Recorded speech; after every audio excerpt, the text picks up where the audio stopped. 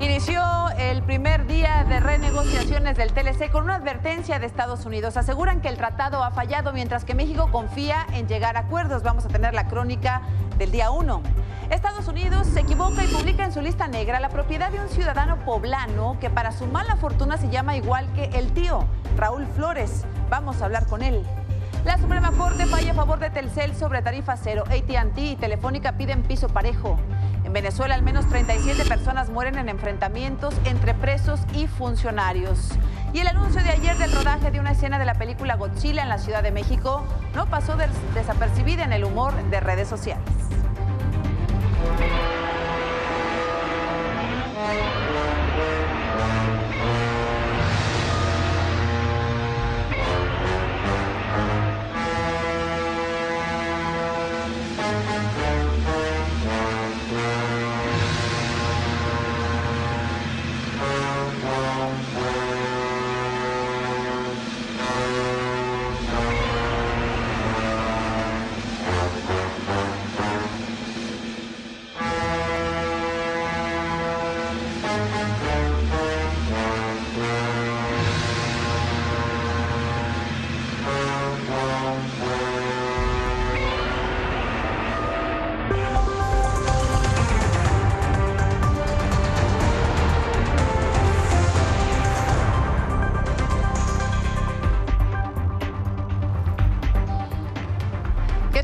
Azucena Uresti, como siempre le doy la bienvenida a Milenio Noticias de la Noche. Arrancó ya en Washington, culminó la primera jornada de renegociación del Tratado de Libre Comercio entre México, Estados Unidos y Canadá. Según el secretario Ildefonso Guajardo, no hubo sorpresas, pero sí puntos álgidos en el proceso, como las reglas de origen, por lo que aseguró deben mejorar la distribución de las cadenas de valor y el incentivo para que las fuentes de empleo se queden en América del Norte. El secretario Guajardo también apuntó que una de las principales preocupaciones de Estados Unidos es la fuga de empleos del sector manufacturero. Agregó además que como todas las negociaciones empiezan en puntos distantes, pero el proceso deberá llevarlos a un terreno común. Nosotros hemos dicho siempre que habrá temas muy difíciles en esta negociación por visiones que pueden ser diferentes y que van a ser el punto álgido para llegar a un proceso de vinculación y de solución. Entonces, como todas las negociaciones, empiezan en puntos distantes y el proceso justamente es para eso, para tratar de analizar la posibilidad de llegar a terreno común. Que la política salarial corresponde a un esquema interno de diálogo y construcción de consensos entre los diferentes actores que están en la economía en el país. Esto no forma parte de las negociaciones. Algo de lo que dijo el secretario en la rueda de prensa posterior al encuentro, pero antes de iniciar las conversaciones, el principal negociador comercial de Estados Unidos aseguró en un comunicado que su país no se conformará con cambios cosméticos al tratado, pues dijo que el presidente Donald Trump sostiene que el TLC es el peor acuerdo comercial en la historia, postura que reafirmó en la conferencia conjunta, por lo que todo parece indicar que Estados Unidos estaría dispuesto a abandonar el acuerdo si no se consigue lo que ellos quieren. I want to be clear that he is not interested in a mere tweaking of a few provisions and a couple of updated chapters. We feel that NAFTA has fundamentally failed and needs major improvement. But for countless Americans, this agreement has failed. We cannot ignore the huge trade deficits, the lost manufacturing jobs, the businesses that have closed or moved because of incentives, intended or not, in the current agreement. The numbers are clear. The U.S. government has certified that at least 700,000 Americans have lost their jobs due to changing trade flows resulting from NAFTA. Es la postura inamovible, al parecer, que ha puesto sobre la mesa desde hace ya varios meses el presidente de Estados Unidos, Donald Trump. A la par de esta renegociación, el Consejo Consultivo Estratégico de Negociaciones Internacionales instaló lo que se llama el Cuarto de Junto, conformado por más de 150 líderes empresariales mexicanos encabezados por el Consejo Coordinador Empresarial. Este grupo, junto a 8 senadores, acompañará al equipo del gobierno federal durante estas rondas de negociación del TLC, a fin de analizar y establecer posiciones que contribuyan a generar más empleo, inversión y crecimiento en nuestro país. Esta primera ronda, esta primera etapa termina el próximo domingo 20 de agosto. Se prevé que haya una nueva conferencia de posicionamiento de las partes. Recordemos que se acordaron 23 mesas sectoriales y las rondas se realizarán con unas 3 semanas de distancia. La segunda ronda se va a llevar a cabo aquí, en nuestro país, en la Ciudad de México, a partir del 10 de septiembre. Aún no se ha dicho cuántos días podría durar, pero será en septiembre y será la segunda. Y la tercera corresponderá a Canadá. Tanto México como Estados Unidos prevén que se logre un acuerdo antes de terminar este año y que pueda ser firmado en el primer trimestre del 2018. Pero para entrar en vigor, aún tendrá que pasar por los congresos de cada país y en caso de que las 3 partes lo ratifiquen, la modernización del tratado entraría en vigor en el primer trimestre de 2019.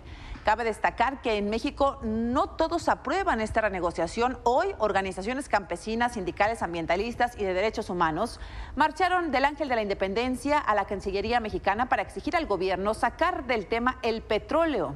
Además, los inconformes de la marcha México Mejor sin TLC entregaron una carta en la Secretaría con sus demandas, entre las que destaca que se realice una consulta para preguntar a los ciudadanos sobre el papel de México en este acuerdo. Tratado de libre comercio, no a TLC, no a TLC, no a TLC.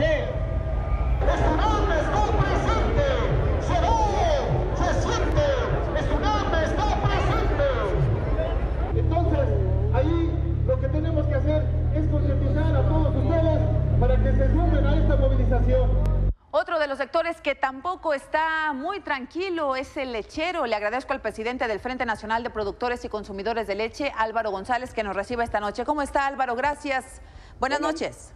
Buenas noches, un gusto saludarla. Un saludo a usted y a su amable auditorio. Qué amable, Álvaro. Decíamos que no todos los sectores están tan optimistas con esta renegociación. ¿Hay preocupación en el sector lechero? Desde luego que sí, nosotros consideramos que somos uno de las actividades económicas del país que más fueron dañadas con la negociación en 1994 y ha arrastrado una serie indefinible de situaciones graves en la actividad lechera. Nada más por comentarle, de 1994 a la fecha hemos desaparecido 631,000 productores. Los pequeños productores y medianos hemos dejado hemos perdido 1,400,000 vacas. Estimamos que las pérdidas en instalaciones abandonadas andan sobre 145,000 millones de pesos. En fin, nosotros pudiéramos decir que somos de los grandes afectados de una pésima negociación que lamentablemente gobiernos irresponsables hicieron por nosotros, ¿no? Los productores no estuvimos nunca enterados de cómo estaban las negociaciones, parecido a lo que está sucediendo hoy, y nos tiene extremadamente alarmados. Muy preocupados. Álvaro, hay 3 caminos. Se queda la situación con las negociaciones que establezca el gobierno federal. Se retira el sector lechero del TLC, que bueno, pues no sé si esto sea posible o deseable. O ustedes intentan hacer llegar sus inquietudes a quienes están negociando a nombre del país.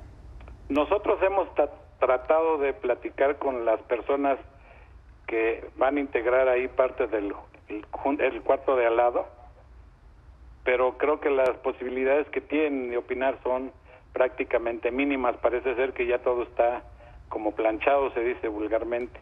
Nosotros sí vamos a insistir en que no queremos volver a ser usados como moneda de cambio, porque tal parece que así lo han venido haciendo. El secretario de Economía, Guajardo, en el TPP ya había ofertado 27,500 toneladas más de leche en polvo de Nueva Zelanda. Andan muy activos en Europa, y hoy con el TLC, bueno, pues prácticamente lo único que quedaría es darle la puntilla a los 149,000 productores que todavía están heroicamente soportando las inclemencias de una pésima política desde que se firmó el Tratado de Libre Comercio a la fecha. Álvaro, quedar fuera del Tratado de Libre Comercio no implicaría quedar fuera de una economía pues que está ya globalizada. Fíjese que Canadá no participó en el Tratado de Libre Comercio desde 1994. El gobierno canadiense asumió una responsabilidad que nosotros envidiamos, porque consideran a la leche como un producto insustituible en la dieta de los consumidores, y bueno, y esto hizo que Canadá se retirara, y entonces a nosotros siempre nos han querido tener en la idea de que es un tratado trilateral, pero nada de eso, es un tratado bilateral. Canadá sigue en la posición de permanecerse lejos del Tratado de Libre Comercio, de no abrir esas puertas, precisamente por eso, porque existe una mala intención desde el origen. Mire, nomás le voy a decir, el año pasado se importaron 768,000 toneladas de productos lácteos. 4,500 millones de estos no tienen nada que ver con la leche. Es suero, son preparaciones alimenticias, son caseínas, son puros subproductos. Aquí en México pomposamente le llaman a la leche que venden en polvo leche descremada en polvo. Ajá. Pero no, esa es una mentira. Es leche en polvo sin crema. Y para la norma oficial mexicana eso no es leche. La norma oficial mexicana dice textualmente que la leche es el producto lácteo que segregan las glándulas mamarias de las vacas. Oiga, Álvaro, ¿con qué negociación quedarían ustedes tranquilos? ¿Con qué escenario? Mire, nosotros quisiéramos hacer lo que hizo el gobierno canadiense, que el sector lácteo lo dejen afuera, porque estamos compitiendo leche contra porquerías. Productos que no nutren, productos que están dañando la salud de los consumidores, lo hemos dicho ya muchas veces, pero aquí tal parece que no se preocupan por una actividad tan importante en la economía del país, y por el otro lado, que es más grave, por la salud de los consumidores. Tal parece que le apuestan a seguirle vendiendo productos que pueden dañar a los consumidores. Sin embargo, bueno, pues tal parece que aquí nomás tratan de hacer negocio y no se preocupan por la salud de los consumidores. Pues ahí está escuchada la voz del sector lechero, Álvaro González. Seguiremos atentos a lo que suceda en las rondas de los próximos meses. Gracias y buenas noches. Gracias a ustedes. Gracias, buenas noches. ¿Y cómo se comportó el dólar al inicio de esta renegociación del TLC? El peso ganó terreno, pues en la mayoría de los bancos se ubicó por debajo de los 18 pesos. Llegó a ventanillas hasta los 18,13. A nivel interbancario se ubicó en 17 pesos con 67 centavos. La Bolsa Mexicana de Valores tuvo una ligera caída de 0.36% a 51.156 puntos. Tras revelarse que la empresa brasileña Odebrecht habría dado sobornos al exdirector de Pemex, Emilio Lozoya, por $10 millones, las denuncias en su contra continúan. Ayer fue Morena, lo hizo ante la PGR, hoy el PRD lo hizo ante la FEPADE para exigir que se investigue si el dinero fue de la campaña del presidente Enrique Peña Nieto, pues cuando Lozoya habría recibido estos recursos era parte del equipo del entonces candidato. Mientras, el PAN en el Senado pidió a la PGR emitir medidas cautelares para evitar que Emilio Lozoya se fugue. En un punto de acuerdo, también solicitó a la Unidad de Inteligencia Financiera de la Secretaría de Hacienda que investigue las cuentas bancarias del exfuncionario a fin de que sean aseguradas para retener y salvaguardar los recursos ante la probabilidad de que procedan de actividades ilícitas. El PAN en la Cámara de Diputados exigió al gobierno federal que las investigaciones sean imparciales. Justo en el Congreso, el PRI y el PAN, en la Comisión Permanente, bloquearon la propuesta de Morena para llamar a comparecer al procurador Raúl Cervantes y a la secretaria de la Función Pública, Arely Gómez, ante los señalamientos de que ellos ya sabían del caso. La coordinadora de la bancada, Rocío Nagle, opinó que bajaron del orden del día por miedo a que salieran más nombres. Bueno, lo que pasa es que Odebrecht está involucrado con los dos, con el PRI y con el PAN. Sí, sin duda, también van a salir nombres de panistas. Hay que recordar que Odebrecht llegó a México con Felipe Calderón. Por lo pronto, los ojos están puestos en este jueves, mañana, cuando Emilio Lozoya se presente, según confirmó su defensa, ante la PGR a las 12 del mediodía. El abogado Javier Cuello detalló que lo hará en calidad de imputado y que ahí esperan aclarar si hay denuncias o pruebas en contra de su cliente. El gobierno de Puebla activó el protocolo de seguridad para el periodista Freddy Morales, que, como le informábamos ayer, fue apuñalado en varias ocasiones en su domicilio durante la madrugada del martes. Igualmente, la Fiscalía solicitó a la Secretaría de Seguridad se implementen las medidas de vigilancia y traslado al locutor de Radiorama. La familia afirmó que se encuentra ya afortunadamente fuera de peligro. Las autoridades investigan el hecho y no se descarta que el ataque esté relacionado con la fuente que cubría los casos de robo de combustible. Y esta mañana, Otra vez, el periodista Héctor de Mauleón, especialista en temas de seguridad, de narcotráfico, en temas de seguridad de la Ciudad de México, volvió a ser amenazado de muerte a través de un video en Twitter. La cuenta @galloflipa fue creada exclusivamente para amedrentar a de Mauleón y después fue cancelada. La Policía Federal informó que su división científica ya investiga el caso. Así fue como hoy, otra vez, amenazaron a Héctor de Mauleón.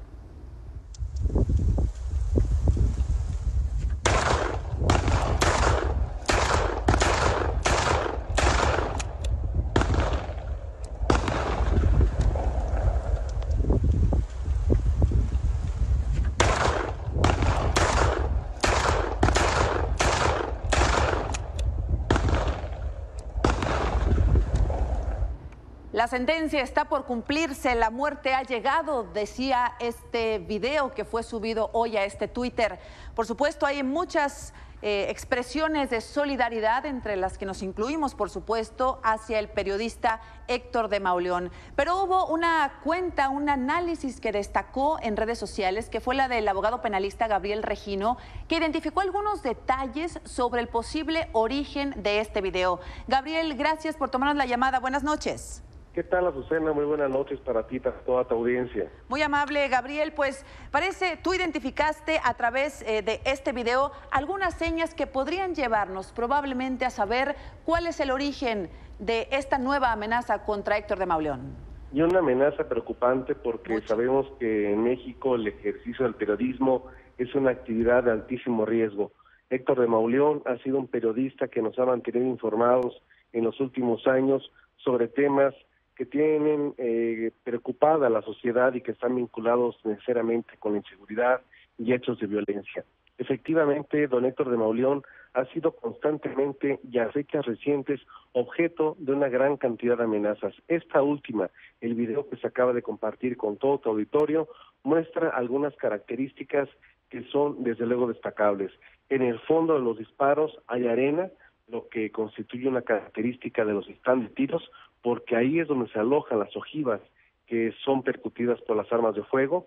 Está una silueta, que es la característica que se utiliza para las prácticas de lo mismo. Ya estaba usada, inclusive si se ve el video nuevamente, ya tiene bastantes perforaciones, y se utiliza una arma, en este caso es un revólver, que quien efectúa los disparos, no tiene mucha experiencia porque hierra mucho en el tino y no cuenta los disparos que contiene la carga del revólver, que no son 6, porque una vez agotada intenta seguir disparando. E inclusive, si vemos con detenimiento el video, a un costado de la silueta hay una mesa donde se colocan las herramientas para limpiar el arma, para hacer la recarga, etcétera, y ahí se ven indicativos de colores que son muy propicios para hacer tiros a distancia y que le permiten al instructor calibrar si efectivamente su aprendiz está utilizando adecuadamente los disparos, e inclusive puede descartar temas de daltonismo. Son algunos de los puntos que tú has destacado, Gabriel. Se grabó en un stand de tiro oficial. Incluso te preguntas a través de tus redes sociales, ¿qué dependencias policiales tienen stand de tiros en el oriente de la ciudad? ¿El tuit tenía una ubicación? Sí, porque de acuerdo con lo que publicó bajo reserva expresa Universal, refirió que el tuit estaba ubicado en Tláhuac, es decir, una zona que a últimas fechas ha estado en el ojo del huracán, y bueno, en esa zona del oriente de la Ciudad de México sí hay varios stand de tiros oficiales, tanto de la Procuraduría General de Justicia de la Ciudad de México como de la Secretaría de Seguridad Capitalina. ¿Qué te lleva a concluir respecto al análisis que atinadamente hiciste de este video, Gabriel? Que es una obligación que no puede evadirse por parte de las autoridades capitalinas, colaborar con las autoridades federales para poner a disposición de las mismas el acceso a estos stand de tiros para que se pueda ubicar si en alguno de ellos se llevó a cabo este video, lo cual se puede hacer de manera inmediata, es necesario, es urgente, y a partir de ahí ver quiénes han ingresado a ese stand y si podemos ver, hay luz meridiana, es decir, esto fue en hora de la mañana, mediodía, no tan tarde, y por lo tanto se pueden hacer con una investigación decidida, conclusiones muy contundentes. ¿Hay, digamos, sospechas de que la amenaza pueda venir incluso de instituciones oficiales? Claro, inclusive por parte de elementos que están incómodos por todas las comunicaciones que ha hecho don Héctor de Mauleón y que nos mantiene informados día a día de lo que está sucediendo en esta capital. Pues un análisis muy oportuno y que será de apoyo a la autoridad si acaso quieren realmente dar con quien amenazó otra vez al periodista Héctor de Mauleón. Te agradezco que nos hayas tomado la llamada, abogado. Un fuerte abrazo, Susana, a ti y a tu audiencia. Gracias, gracias. Buenas noches. Guillermo Valdés con nosotros en el estudio, como todos los miércoles. Guillermo, buenas noches. Buenas noches, Azucena. Pues qué preocupante nuevamente esta amenaza contra Héctor de Mauleón. Así es. Primero, pues hay que mandarle un abrazo y toda la solidaridad y además respaldar la exigencia a las autoridades para que realmente cumplan con los protocolos y protejan a Héctor. Sería gravísimo que le llegase a pasar algo y más cuando pues hay elementos para investigar en serio esto, ¿no? Porque más bien todos los casos siempre ha sido, en la mayoría de los casos ha sido reactiva una vez que ya tuvimos la desgracia, ¿no? Entonces, ojalá y aquí no llegue a pasar nada. Cuando se dieron cuenta de todas las imprecisiones y las tonterías en que habían incurrido, dando tantas pistas que detectó Gabriel Regino que ya nos narraba, pues borraron el video. Pues sí. Sin saber que, bueno, en internet todo lo que una vez se sube ya no se borra jamás, ¿no? Entonces, bueno, pues la exigencia es a las autoridades capitalinas para que investiguen esta, no sé qué número de amenazas sea, pero ahora pues es una sentencia donde dice llegó la hora de la muerte, Héctor de Mauleón, entonces pues nos preocupa a todos, por supuesto. Ahí está la exigencia a la que nos unimos y por supuesto al abrazo solidario a Héctor de Mauleón. Guillermo Valdés, hoy fue el día 1 de las renegociaciones del Tratado de Libre Comercio y parece que la situación no fue fácil, a juzgar por lo que dijo antes de la rueda de prensa, antes de que iniciaran las conversaciones el negociador de Estados Unidos y lo que dijo Ildefonso Guajardo después. Sí, mira, yo creo que va a ser un proceso complejo y nada fácil, porque la posición que anunció el negociador de Estados Unidos pues trata de ser fiel a las demandas del presidente Trump, que tienen mucho de demanda política, que pues van a dificultar las negociaciones porque son posiciones muy difíciles. Por ejemplo, eso de que en Estados Unidos se han perdido millones de trabajos por la cuestión del TLC, no es cierto eso.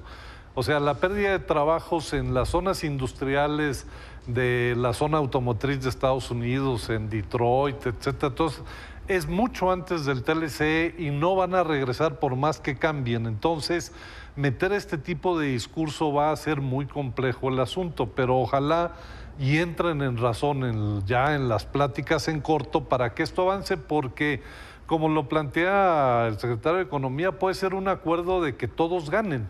Pues sí, ¿no? pero no estoy muy segura que Donald Trump esté en esa tesitura. Así es, ¿no? Sí, no, ojalá y entre. Mira, ahí hay un socio de México muy importante que son los empresarios americanos, para los cuales el negocio del TLC es muy importante y difícilmente van a renunciar a ese negocio y a que Trump tome una decisión drástica en ese sentido. Yo creo que va a ser muy poco probable que lleguen al extremo de salirse, de abandonarlo, porque hay muchos intereses americanos en juego y ellos van a presionar para que las cosas también fluyan. Ojalá y así sea. Ojalá que así sea. Ya veremos el domingo cómo termina esta primera ronda. Oye, Guillermo, la semana pasada nos quedamos emplazados con el tema del PRI. Tú decías que tenían algunas recetas que siempre seguían. Pasó ya el fin de semana la asamblea y parece que no se salieron de la fórmula, ¿no? Así es. No, pues mira, hay yo creo que dos saldos muy claros de la asamblea. La primera es el PRI mantuvo y reforzó y fortaleció su unidad interna, que ha sido un valor tradicional. Una de sus recetas para sobrevivir es la disciplina y la unidad en torno al presidente. Pase lo que pase. Y el problema es de que no definieron que van a estar unidos ¿para qué? Para ofrecerle al país qué. O sea, si uno se mete a ver el documento de visión de futuro de México que dices, este es el proyecto, pues es de una pobreza y de unas generalidades impresionantes. O sea, en realidad no se están uniendo en torno a un proyecto, ni siquiera a un proceso de cambio y de fortalecimiento de su partido. Simplemente se unieron porque les da miedo perder y entonces van a estar con el presidente para tratar de que el PRI opere muy bien en 2018. Porque una de las condiciones para que ellos ganen es que mantengan su aparato político electoral funcionando a la perfección. Y eso es lo que decidieron en esa asamblea. Y el segundo saldo es haberle permitido al presidente rescatar y ejercer el dedazo de nuevo, ¿no? Entonces, al quitar los candados, ¿no? Al quitar los candados y decirle, pues tú escoge al que creas que es mejor para nosotros, ¿no? Entonces, pues son dos recetas tradicionales del PRI para enfrentar una situación inédita que yo creo que no pudiera no funcionarles. ¿En qué lógica se entiende que el presidente esté tan mal evaluado en la sociedad? Creo que tiene un 20% de aprobación por ahí, y que su partido cierre filas en torno a él. ¿Cómo se entiende esta lógica? Es contradictorio, ¿no? Porque dices, si el gobierno es muy mal evaluado, la gente no lo quiere, no le cree al presidente, y ellos hacen de su alianza con el presidente un baluarte para el 2018, pues no parece tener lógica, más que la de ser un aparato político muy unido, que opere junto con sus bases para tratar de ganar por esa vía, fragmentando a la oposición. Pues se cumplió tu predicción de la semana pasada, Guillermo. Gracias, como siempre, y nos vemos la próxima semana. Buenas noches, Guillermo Valdés. Hemos hablado ya de los personajes más conocidos en la lista negra, dada a conocer por Estados Unidos la semana pasada, donde señalan a Raúl Flores, el tío, como la cabeza de una red de lavado de dinero con operaciones cercanas al cártel de Sinaloa y el de Jalisco Nueva Generación. Son, como hemos dicho, 22 personajes, pero 4 han recibido especial atención por su fama, su posición política o criminal. Rafa Márquez y Julián Álvarez fueron los primeros en dar sus conferencias, rechazando cualquier nexo con el tío y con el crimen organizado. Ayer, por cierto, sobre Julián se ha dado a conocer por parte del gobierno de Sinaloa que la cantante Lucero va a tomar su lugar en la Noche del Grito del 15 de septiembre en Culiacán, en esta celebración del Grito de Independencia, luego de que fue cancelada la presentación de Julián Álvarez tras la aparición en esta lista. Bueno, pues otro de los personajes, le decíamos, es Carlos Lomelí, diputado federal de Morena, quien salió a decir ayer que su vinculación es una cortina de humo. Y el cuarto es el regidor de Autlán, Jalisco, Felipe Flores, quien más bien se había mantenido en las sombras ante el escándalo. Hoy tenía que presentarse en sesión de cabildo, dio una postura a través de redes sociales, pero Jorge Martínez en Jalisco nos va a contar si el regidor fue o no a la sesión esta mañana. Jorge, buenas noches. ¿Qué tal, Azucena? Muy buenas noches al auditorio. Bueno, pues hoy la sesión estaba prevista para las 9 de la mañana y el gran ausente fue el regidor Felipe Flores Gómez, quien solamente envió un posicionamiento a través de un escrito que le hizo llegar al alcalde de este municipio enclavado en la zona costa sur del estado de Jalisco. Te leo algunos párrafos de este mensaje que él envió. Dice: con el objetivo de resolver asuntos personales derivados de las circunstancias que públicamente me afectan y que quieren mi atención inmediata, en el que suscribo, me excuso ante este pleno para mi ausencia en la sesión del miércoles 16 de agosto a las 9 horas. Únicamente fue lo que él emitió a través de este posicionamiento que fue firmado y entregado al munícipe de Autlán de Navarro. Él nos comentaba, el munícipe, que desde que se inició este escándalo no se le ha visto más al regidor Felipe deambulando por los pasillos del ayuntamiento, por lo que le parece bastante extraño. Nos decía incluso el munícipe que son muy respetuosos de la posición del regidor, que van a esperar finalmente si él decide separarse de su cargo en lo que aclara la situación, porque hay que mencionarlo, no se encuentra como tal bajo un proceso de investigación, pero pues ellos se mantendrán al margen. Dicen que en caso de que les llegue alguna notificación de que él está sujeto a alguna investigación, entonces ya el cabildo actuará de otra manera y definirá si finalmente pues él será separado de su cargo, pero solamente ocurriendo ese tipo de situaciones una vez que él se encuentre bajo proceso. Y es importante mencionar que en Jalisco no existe el fuero, por lo tanto, pues si se elegirá alguna orden de aprehensión, la podrían cumplimentar sin problema alguno cualquier autoridad. Pues que dijo, mientras son peras o son manzanas, mejor no voy, y se ausentó hoy de la sesión de cabildo. Solamente dio a conocer también un posicionamiento en redes sociales, que ya vimos algunos párrafos mientras escuchábamos tu crónica. Pues vamos a ver qué sucede mañana, Jorge. Gracias, como siempre, buenas noches. Buenas noches, Susana. Gracias. Pero no solamente los directamente involucrados en la lista negra han sido lastimados en su fama pública y en sus finanzas. Es el caso de un ciudadano de San Martín Texmelucan, Puebla, que tuvo la mala fortuna de ser homónimo del tío y llamarse exactamente igual, Raúl Flores Hernández. Por error de Estados Unidos, una de sus propiedades fue adjudicada al narcotraficante y esto le ha traído pues serios problemas. Establecemos comunicación con él. Le agradezco mucho que nos tome comunicación al señor Raúl Flores y qué mala pata que lo hayan confundido con este hombre por lavado de dinero, Raúl. Pues primero sorpresivamente, porque pues todo me cayó de momento. Y pues no tengo nada que esconder, simplemente aclarar que mi nombre es Raúl Flores Hernández y yo soy originario de aquí, de la población de San Martín Texmelucan, Puebla, y que esta casa pues está a mi nombre porque yo la compré hace más de 25 años, me he identificado y pues aquí toda la gente me conoce porque soy oriundo de aquí de San Martín. ¿Fue un error del Departamento de Estado? Es decir, que sí se equivocan en Estados Unidos. ¿Fue un error incluir su propiedad como si fuera del tío, el criminal?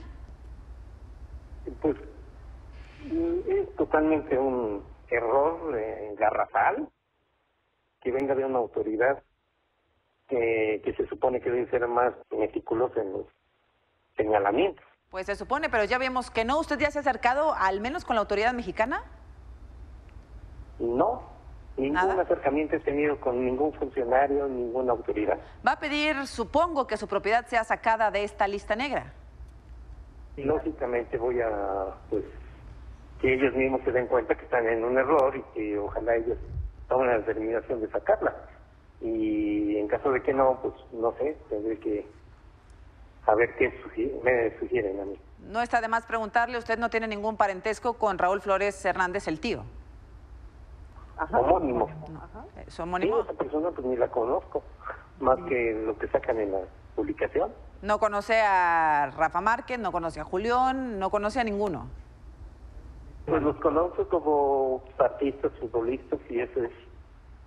Como gente de televisión. ¿A qué se dedica ahí en este inmueble ubicado en Zaragoza que fue incluido en la lista negra? ¿Qué es lo que hace usted ahí, Raúl? Aquí en San Martín Texmelucan yo me dedico al comercio. Vendo refacciones para máquinas de coser. Ese es mi negocio. Y aquí durante más de 25 años me he dedicado a eso. Supongo que en algo le ha cambiado la vida. No, un poco, para mí mucho, porque nunca pensé que llegara a hacer esto. Simplemente la comunicación con usted. Para mí era algo remoto, sin en cambio todo da vuelta en la vida. Bueno. Debemos salir pronto de esto. Supongo que no se va a cambiar el nombre, Raúl. ¿O sí? No, claro que no, porque Raúl Flores Hernández, habíamos muchos en tan solo aquí en San Martín hay muchos. Ya no hablemos en el Estado y ya no hablemos en la República, porque hay muchísimos. Aquí el problema está en el domicilio y pues todo se tiene que ir acomodando. No quiero pensar en ninguna represalia, no quiero pensar. Eso es hacerme más pesada la vida. Bueno, pues seguiremos en contacto con usted. Ojalá que haya contacto pronto con la autoridad mexicana, que todo salga bien. Y gracias, Raúl. Buenas noches. Un abrazo, hasta luego. Gracias, buenas noches. En el Estado de México, 2 aeronaves del ejército chocaron cuando realizaban prácticas sobre la base militar de Santa Lucía en Tecámac. El accidente fue provocado por un roce entre las alas de las aeronaves, lo que provocó que perdieran el control.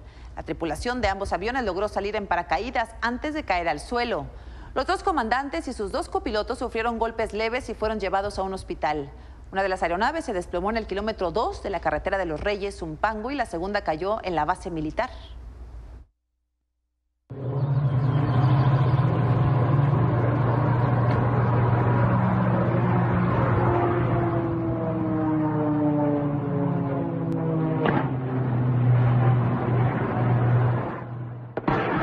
Mierda. No mames. No mames, cabrón. Y antes del corte le informo que de acuerdo al INEGI en México hay casi 400,000 accidentes viales al año. ¿Qué estados y ciudades concentran el mayor número de accidentes? Aquí se lo detallamos.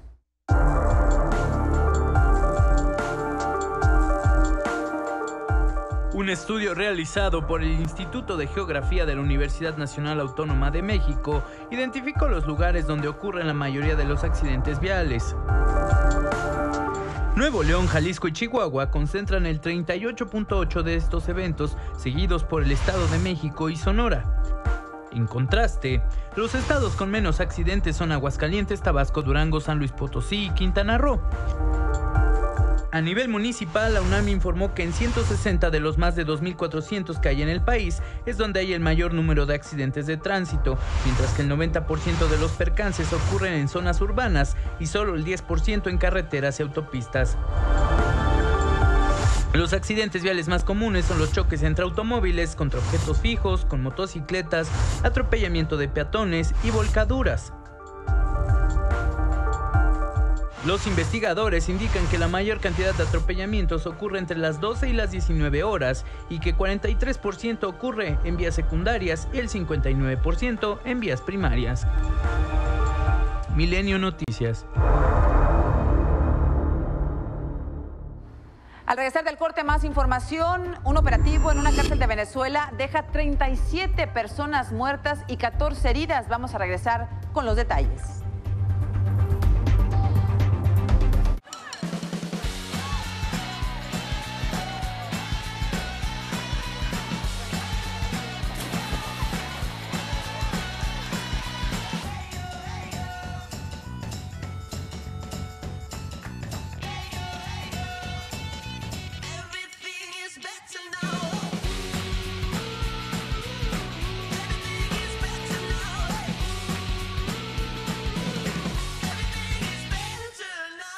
En Sears, 3x2 en calzado para toda la familia. Lleva 2 pares de zapatos de precio regular y el tercero es totalmente gratis. Sears me entiende.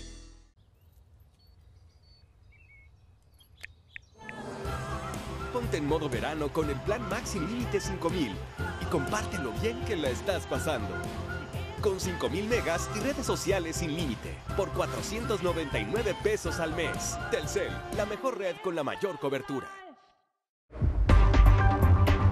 Continuamos en Milenio Noticias de la Noche. En Reynosa, Tamaulipas, por tercer día se registraron balaceras y persecuciones en varios puntos de la ciudad, principalmente en 3 sectores: Las Flores, Almendros y la salida hacia San Fernando.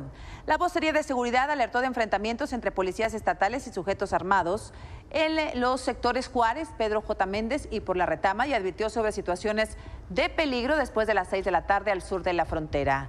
El secretario de Gobernación aseguró que el país está en circunstancias complejas y muy difíciles, pero que puede revertirse resultados en seguridad si se actúa con responsabilidad. Puso de ejemplo Durango y a Coahuila, donde dice que los homicidios han descendido 60%. Encabezó un evento donde destacó que para que esta seguridad sea duradera es necesario capacitar a la policía. 2012, efectivamente, Durango Estado, Durango Municipio, Gómez Palacio, La Laguna, con otros 2 municipios de Coahuila, era un desastre. Era donde más se cometían secuestros, asaltos, violaciones, homicidios.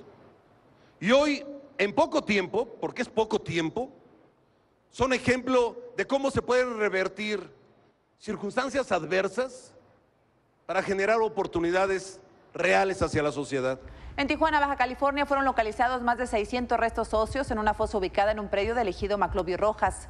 Fernando Segueda, presidente de la Asociación Unidos por los Desaparecidos, informó que el hallazgo se logró gracias a la información proporcionada por un detenido desde hace un par de meses. Al menos 10 bolsas con los restos fueron enviados a la Ciudad de México para hacer los exámenes de ADN. Cabe destacar que este predio, conocido como La Gallera, es uno de los sitios donde Santiago Mesa López, el pozolero, disolvió cadáveres en ácido en 2009 para el cártel de Sinaloa. Y sobre el cártel de Tláhuac, la Procuraduría de Justicia de la Ciudad de México aportó pruebas suficientes para que Sigifredo García Morales, el Sigi, uno de los principales sicarios de este cártel, sea enjuiciado por homicidio calificado.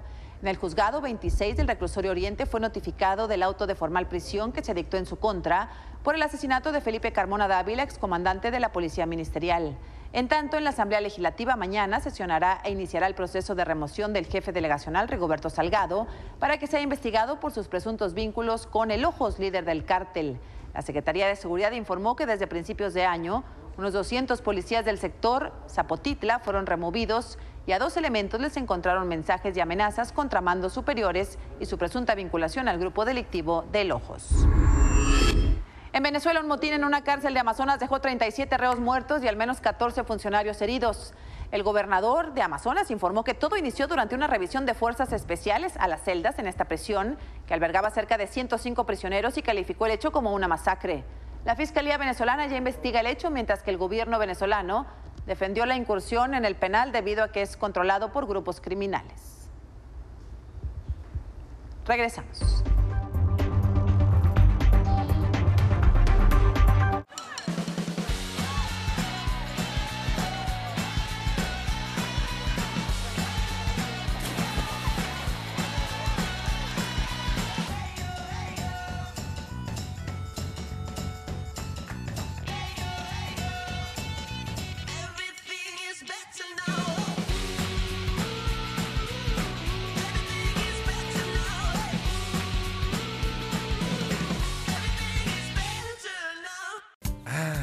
Nuestro primer viaje en carretera, los tres juntos.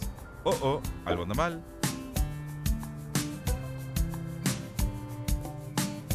Mapfre, contigo. Siempre que me necesites a tu lado voy. Contacta a tu agente de seguros de confianza. En Sears, Back to School con Levi's. Últimos días, hasta el 27 de agosto. 30% de descuento directo. Adicional 10% de descuento si pagas con tu crédito revolvente Sears. En códigos seleccionados de las líneas Levi's Men, Misses, Juniors, Plus, Big and Tall, Boys, Girls y Kids. Más hasta 9 mensualidades sin intereses. Sears me entiende. Vamos con Fernando Santillanes y la información de tecnología.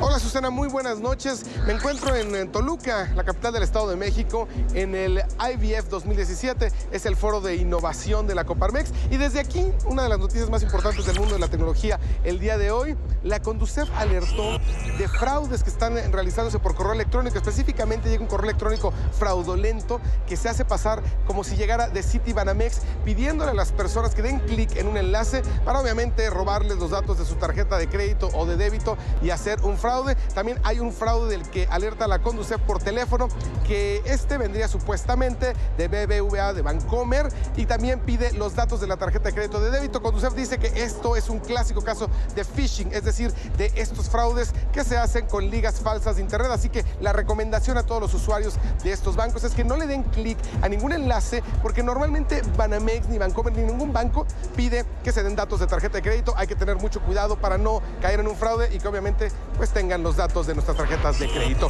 Me despido desde aquí, desde el IBF 2017 en Toluca, y nos vemos muy pronto con más del mundo de los geeks.